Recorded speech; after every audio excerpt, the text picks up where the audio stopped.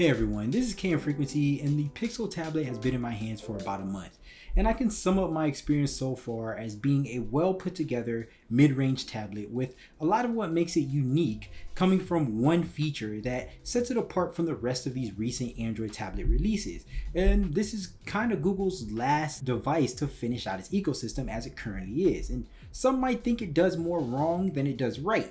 And you might be able to make that case, but on the flip side, I think Google made a pretty good foundational step.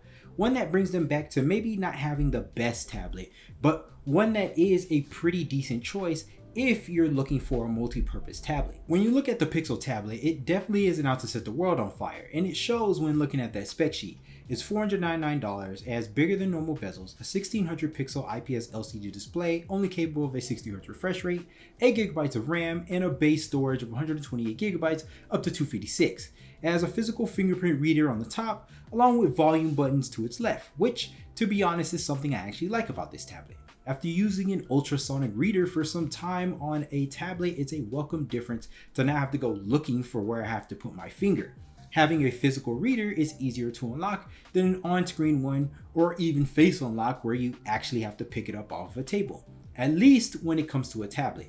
It just feels more fluid, although Google didn't raise it enough to notice it from the rest of the tablet, and so I do every once in a while have to go looking for the volume buttons instead of the actual power button to unlock it, especially when I put it in an awkward position. So it seems like a plus and then a minus. In terms of how it feels to hold on to for long periods, it feels great. The soft touch aluminum exterior is a nice touch, no pun intended, and the more tapered off sides at the back don't make it feel like it's digging into your palms.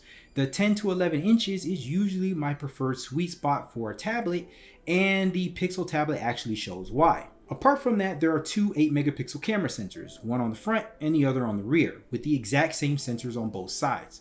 For the display, the screen is clear and crisp, and in direct sunlight it actually works okay. It only goes up to 500 nits, which isn't bad, but not the best. But to be honest though, this tablet isn't really suited for outside use. And for the most part, once you understand what this tablet is supposed to accomplish, you'll probably realize why. You have two speakers on the left and on the right, completing the typical quad speaker setup on most tablets. They're loud enough on their own, and it's what you'd come to expect from a tablet in this price range. When using it for music and video purposes, you probably won't be using it all that much, and that's for a particular reason, which I'll discuss in a moment. And it's related to those 4 connector pins that you see on the back. Sometimes it can kind of seem like a tablet that comes straight out of 2019, but then when you take a closer look and start messing around with it, you can see what Google is actually trying to go for here. This doesn't really feel like a productivity tablet. The Pixel tablet is more like a leisure device, something that you pick up and put down when you're done with it.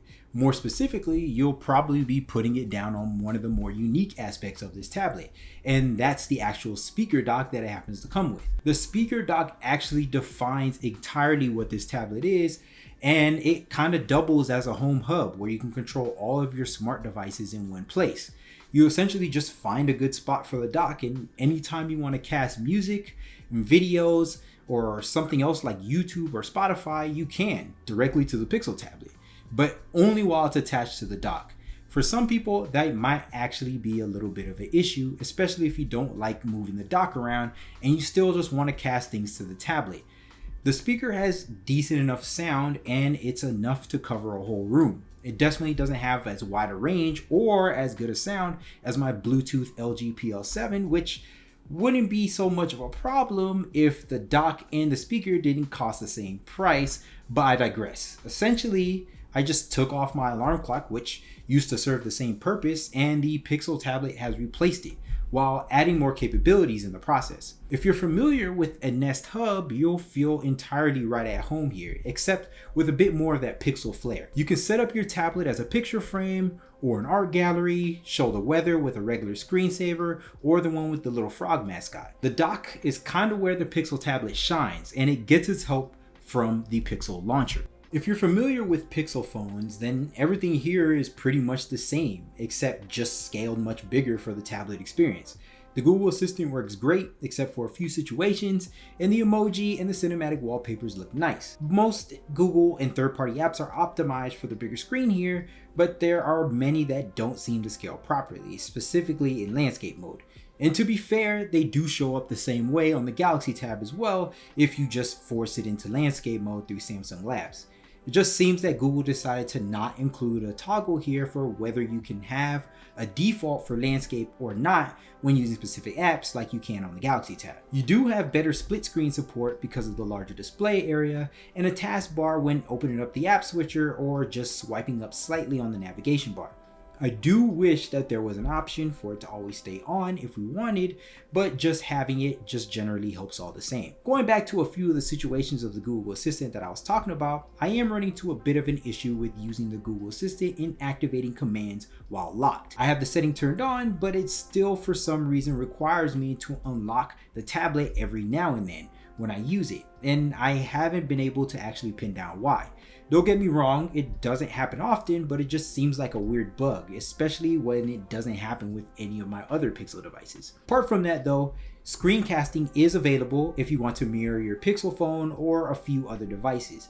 And fortunately, the Pixel tablet handles what it can smoothly and effectively performance-wise too. The Pixel tablet actually performs well in almost all situations. Just think the Pixel 7 or the Fold, but bigger. It's using the same processor, so I wouldn't be too worried about what you're actually getting here. Everything opens fast enough. It mostly just won't feel as smooth when just casually browsing through the tablet because of that 60 Hz refresh rate. This isn't a tablet that really focuses on heavy workload and instead acts as more of an entertainment and leisure device. Google seems to have made it as a way to have an upgraded home hub device while also giving you a tablet experience in the process. The Tensor 2 handles everything really well here with split screen performance and demanding apps. Now that doesn't mean that doing anything productivity wise is an issue. You can still unlock your Pixel tablet and get right to work with the same apps you can find on other Premier tablets. I will mention though that if you are playing or doing something that is very performance heavy on here, the top of the tablet will heat up a little bit and you can kind of feel it. It's not uncomfortable, but I have noticed this on my Pixel tablet and the 7, and I thought it was important to mention. The battery on the Pixel tablet is actually much better than I hoped for, but it's mostly because of the 60 Hz display yet again. So on one hand, you could think of it as a con, and on the other, there's a bit of a trade-off that results in a benefit of an extended battery life. It works out for a tablet that's meant more for casual use than for productivity. I spent 2 hours playing some games, 6 hours running YouTube videos, and an hour browsing the web. So I tend to think that I put this tablet through its paces, and it still managed about a 9-hour and 49-minute screen on time. Standby time is also pretty good here, with it dropping about maybe 6% after about 8 hours, which might not be as important considering you'll be tossing it probably on the dock 95% of the time, but it is nice to know that if you do leave it off, you won't have to worry about it having an empty charge into the next day. This tablet actually seems to fare perfectly, and it lasts quite a bit longer than my Galaxy Tab S8 Plus, but that tablet is packing a little bit more, most notably that 12.4 inch 120Hz capable OLED display. But you'll be glad to know that even if you do intend to not use the dock all the time, the Pixel tablet will surely get you through the day without worrying or needing to charge it. Actually, it's kind of refreshing to see a tablet that doesn't try to be focused solely on productivity. It's something a little different. I know Google plans on releasing a stylus and keyboard, but I'm thinking this tablet doesn't actually really need it. I think there are a lot of other tablets that can serve those needs better, like the Galaxy Tab, unless Google decides to make a pro version.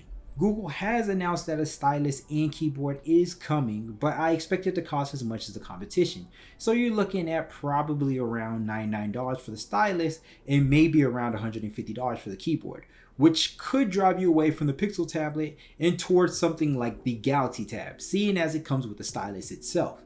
And it also has the better specs. Those prices are completely pulled out of thin air, but let's be honest, most of those accessories usually lie around those prices. On top of that, I still get the feeling though that there's a little lack of synergy with the Pixel tablet and the other devices in its ecosystem. You still can't do what's possible on a Samsung tablet where you can move from one app on one device and then quickly move over to another. Although I imagine Google will eventually add some of those features soon. I hope. The dock pricing too is also a little bit weird, especially when it doesn't have Bluetooth or even sound quality that matches my $129 mid-range speaker, and they cost exactly the same price. It kind of begs the question of, could they have actually made a dock with wireless connectivity? I'm reluctant to actually say that this tablet is amazing, but I'll say it's off to a really good start for Google making a comeback into the tablet market. For a tablet smart home combination it's trying to be, it's definitely doing something right. And I'm interested to see how it'll keep up with the current tablet landscape. I'm curious to see if it'll fall to the wayside and force Google's hand, making them go for a more tablet, laptop hybrid style that's going on currently instead of what the tablet already is. My Galaxy Tab definitely gets a lot of use for me, but the Pixel tablet does too for different reasons. But 99% of people aren't going to have both, they're going to have one. And that choice might be down to the device that has more productivity instead of leisurely capabilities, or the other way around. We'll just have to see how it pans out. But overall, I like the Pixel tablet, and if Google can make some improvements, they'll have a device that can hang with the best of them. If you like this video, please make sure to like, subscribe, and comment below. It'll really help me out a lot. And with all that being said, I'll catch you all later.